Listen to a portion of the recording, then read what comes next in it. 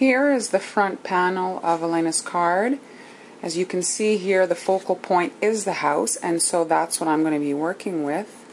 I asked her to just stamp the house alone on a piece of paper, so here it is. And I've created my template for my cookie jar.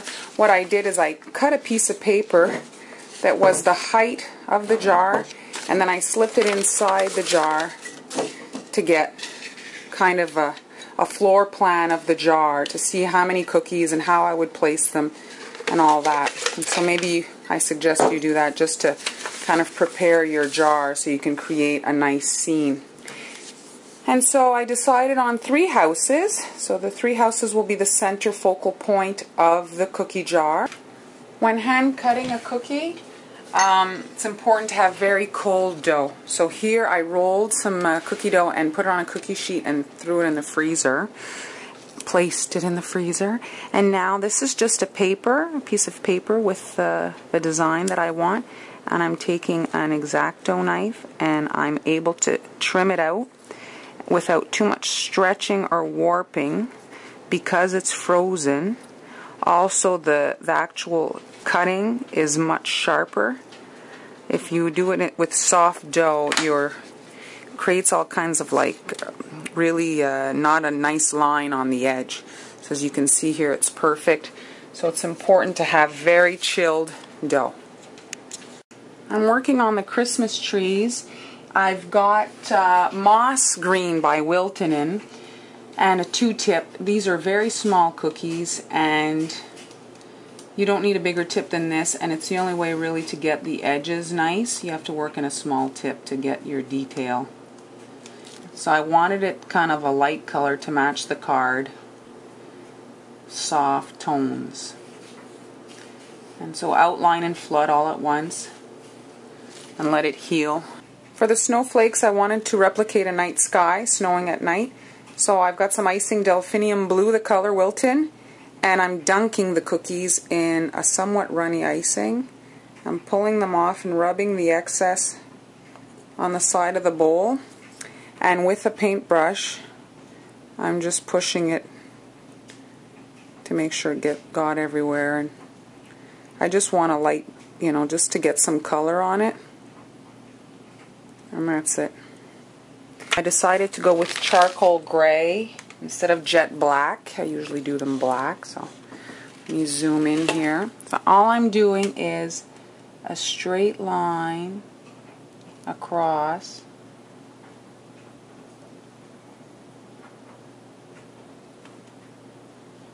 That's it. And then a little box on top.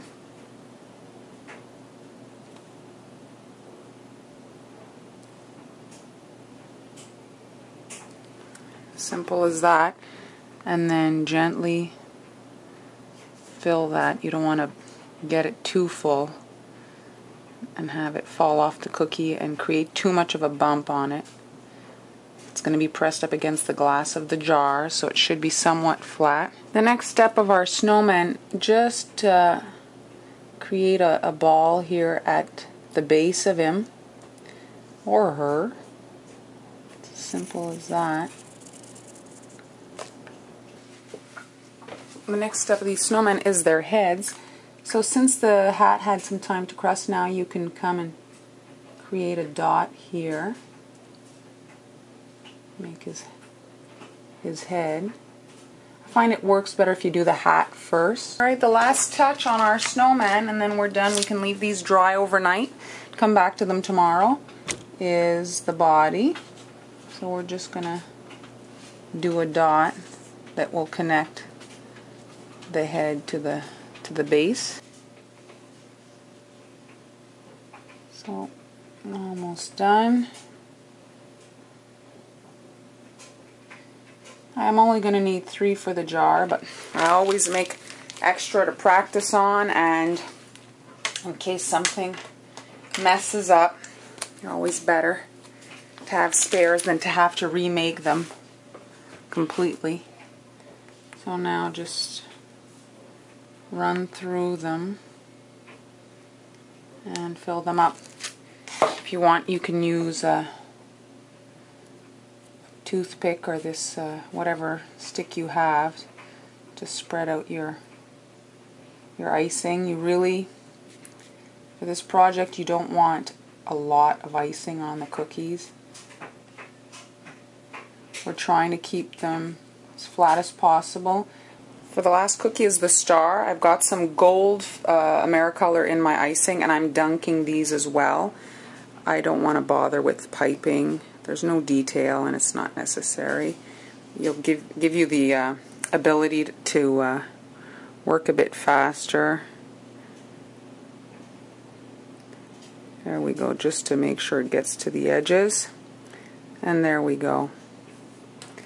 Today we're going to go crazy, and we're not going to use the airbrush.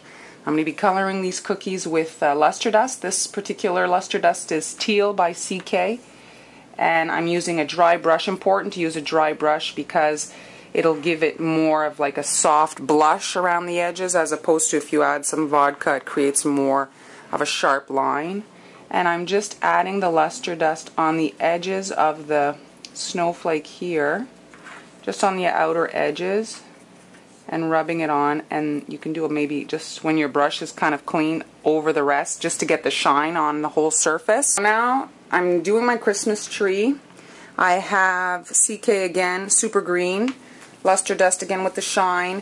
I didn't clean my brush because the teal and the green it's not like red and green. And if I wash my brush, it'll be wet. Even like just a little bit of water, it'll mess up the finish. So I'm just coming on the edges like this. I think I'm just going to do one side. And that's all.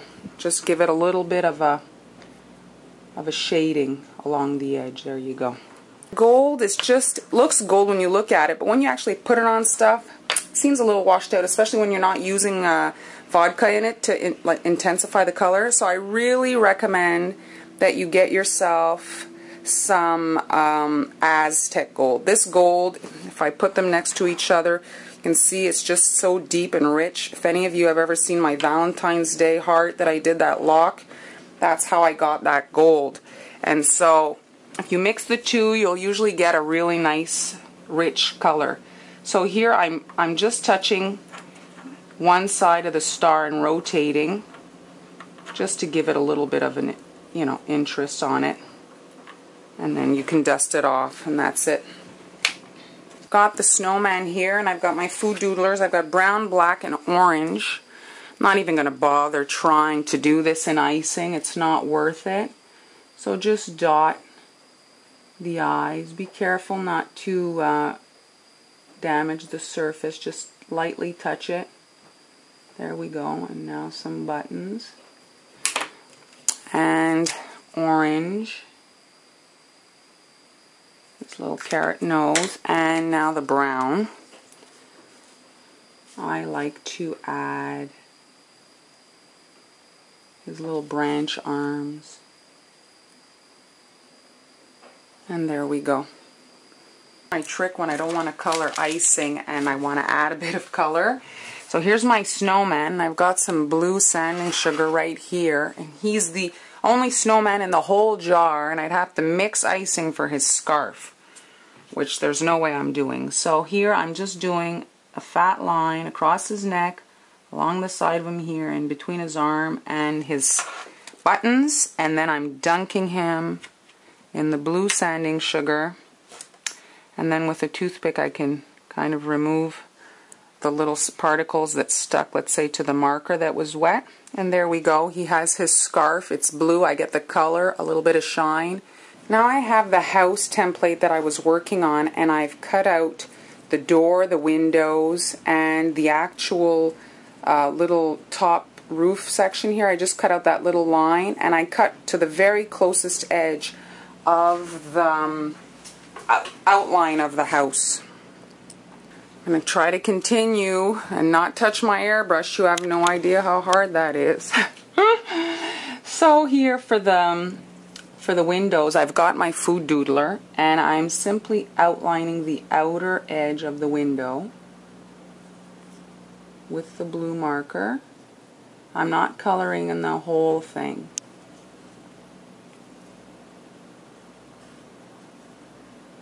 Just like that. And now, oh, the top window, forgot the top window. There we go. And I think I'm going to use brown for the door, keeping it, you know, I always like a red door, but keeping it rustic. I guess I could do the green door, but there's so much green with the trees. So here, there we go. And for the roof part, just for my guideline, maybe I'll just, yeah, do it in brown just to have that line to follow. So there we go. And I think I'm going to take the blue and trace the whole outer edge of the house. So place it and follow the edge of the paper.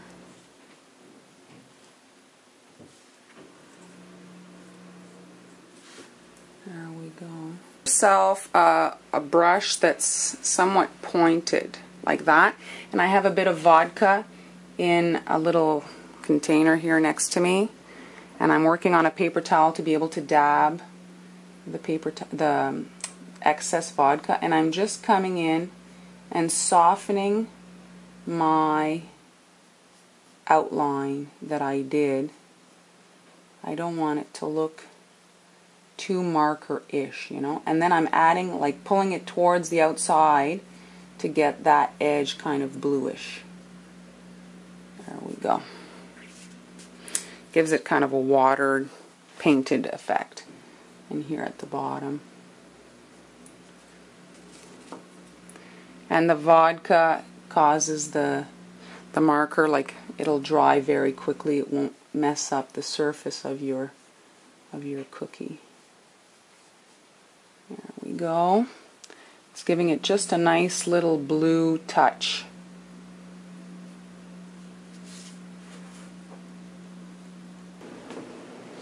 Another great thing about this technique is that you have no leftover paint. You know, you'll squirt out your gel on your palette, mix it up, and end up with a lot of leftovers that you really can't do too much with. Whereas this, you just color with your marker, then you spread it out with the paintbrush. There's no leftover. And there we go. I'm just filling in these windows. A pointed brush really makes this much easier to not go out of the lines. Alright, I'm just going to kind of clean my brush here to get the red door.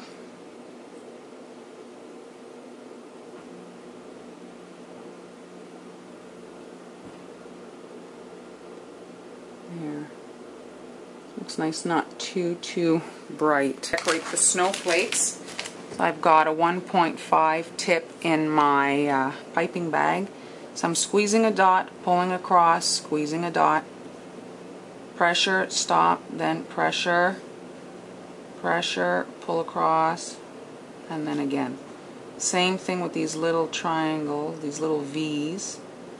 Dot, dot, pull, dot. So pressure, staying in one spot, then get moving. And that's how you get these dots and lines. And so for here, I'm just doing a dot and pulling towards the middle, creating a tier. Since this spot is very small, not really much room to do a swirl or anything like that, but I find that looks nice and ties in with the tips of the snowflake. And these can be done quite quickly. Next cookie we're working on is the Christmas tree. It snowed in our little scene. So all I'm doing is creating some, with the wet icing, I'm going to need that to adhere my sanding sugar. So I'm just squiggly lines at the layers of the tree, like the snow landed there. And it doesn't have to go all the way across, like that. And I have very little sanding sugar in my container. What I want is to actually push up against my tray to really flatten out the cookie. Normally I wouldn't tell you to do that, but because it's going to be pressed up against the glass, I want the cookie to be as flat as possible, and it doesn't impact the look. It still looks nice. I'm going to be doing another thing that I don't usually do today. I'm going to use a 1 tip. This cookie is small, and I don't think that it'll look good if I use my usual 1.5. And so you're going to hear me quieter than usual because I'm going to be concentrating. Usually I can rush through it. Alright, so what I'm going to start with is this bottom window, and as you see in the card there next to it, the stamp is got shutters. So I'm just going to go to the line of the shutters on each side, and then I'll be able to connect. The middle of the window has an X in it, a T, so a line there, another line, and then the last shutter. And for the shutters, I'm going to just fill that in. My icing is not terribly stiff, or else I couldn't use the 1 tip, so I can come in and just fill in the shutter area. And there we go. And now I'm going to do the other section of the window here, the T, and there's our first window done. So you just need a toothpick handy to remove the peaks and things like that. And at the top of the window, we won't replicate exactly because it'll be rather impossible, so just a little V and maybe a dot. Alright, now this one here, same thing. I'm going to do the lines, the top and the bottom for the shutters.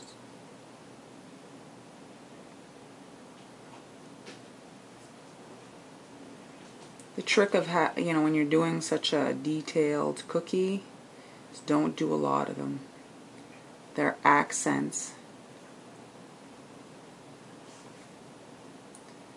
And really they wouldn't be even missed. They can only focus on 1 cookie at a time anyway. There we go. So the shutters can't touch. We want a little bit of white in between here for it to look like 2 distinct windows.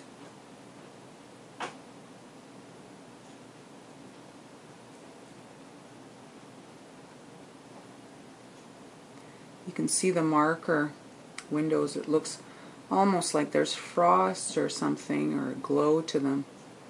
Turned out nice.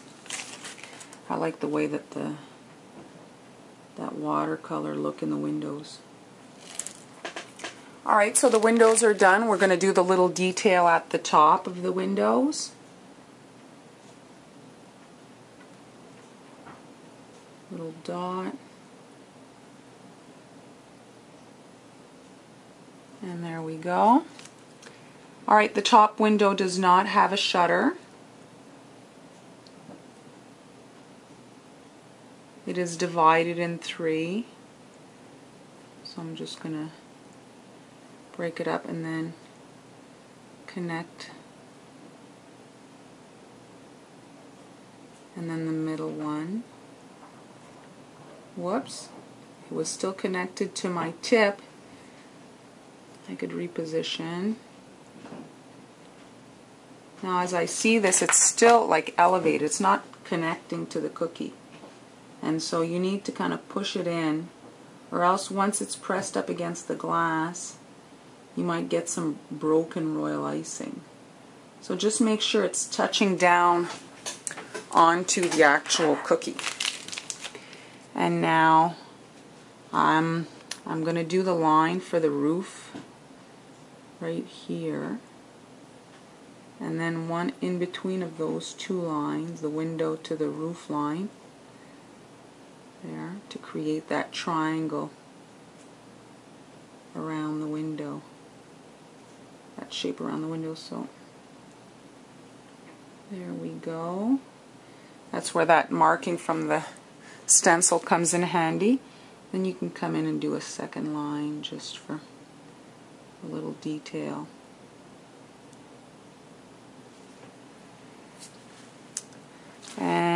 the door.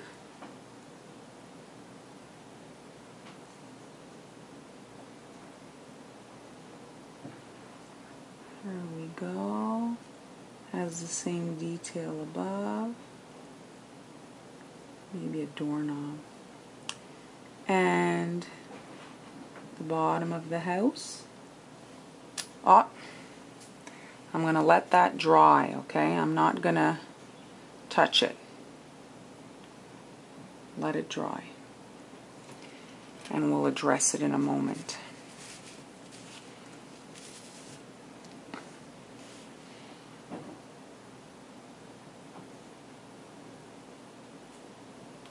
There we go. And the top roof line. You're piping on the marker line that we created. And there we go. And I think it's pretty much finished. I just need to fix up that kind of string that didn't connect and then got dragged over. So now I'm going to use the little shovel part of my boo-boo stick. And there we go. And the best thing to use is a clean paintbrush. Just to clean it off like that. Actually looks like there was some pigment on my paintbrush, but not so much, it's fine. Now I can restart my line. There, so nobody can see that there was a mistake there. Alright, so it has steps. So we're going to try to do that. So it has 2 lines. So the first one will go like that. And then the second.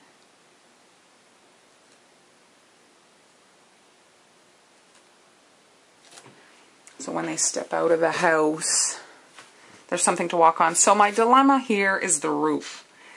If you can see here on the roof, it has like the shingles, you know, rather difficult to achieve with this icing. I'm going to try something here. Well, sink or swim. So here I'm just going to pull up some dots to create like the shingles.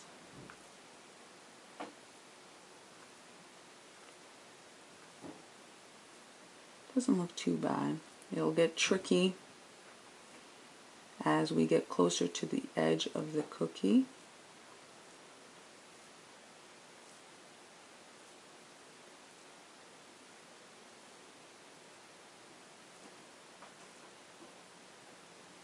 That looks pretty good.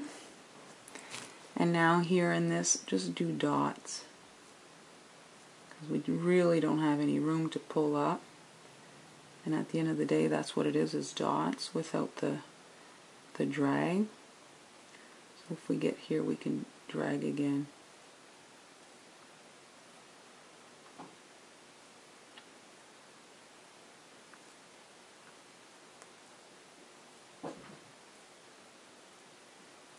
Gives it a nice effect.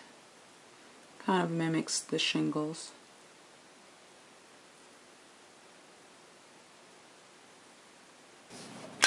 Here's the cookies all together, and I've made extra and all this, you know, in case my jar, how they fit and all this. Always make sure you have extra. And the last thing that they need, in my opinion, is a little shot of pearl.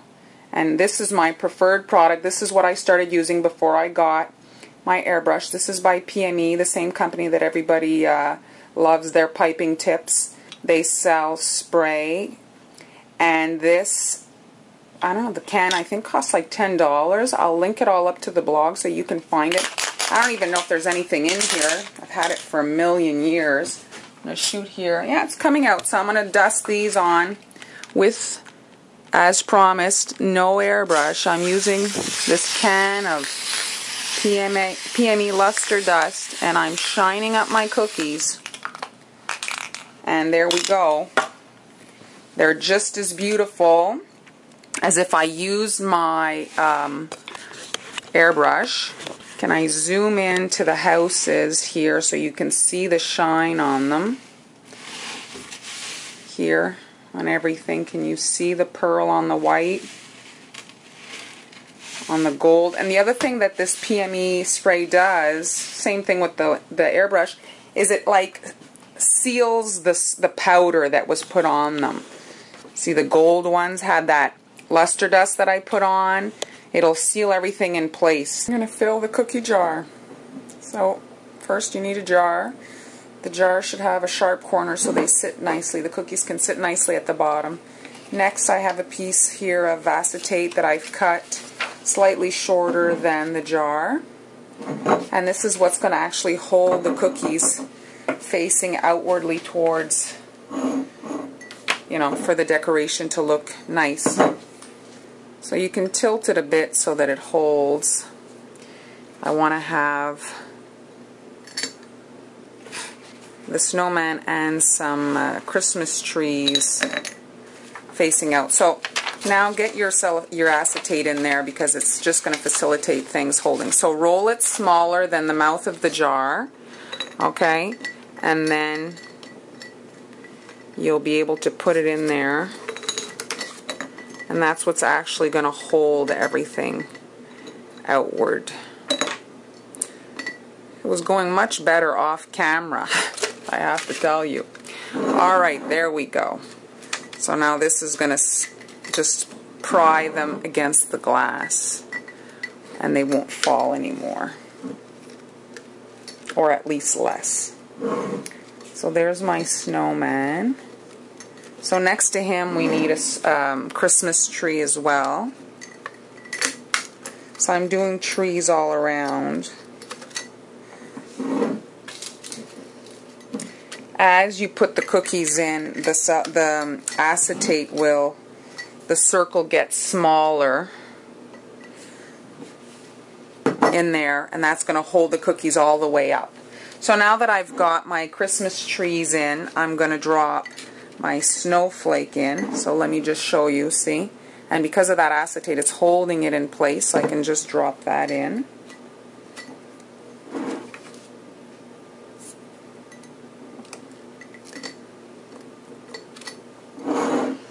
There. And maybe we can put a star here.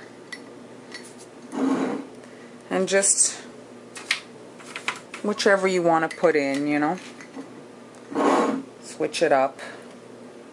So the jar is filled with the mini cookies, and to save on those, I've made these larger cookies that are easier, and I just airbrush quickly a design. Whoops. I'm going to break it. So I'm just stacking them in there.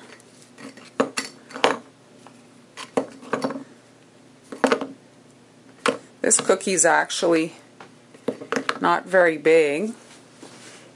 2.5 inches, you see? There we go. And I can seal my jar.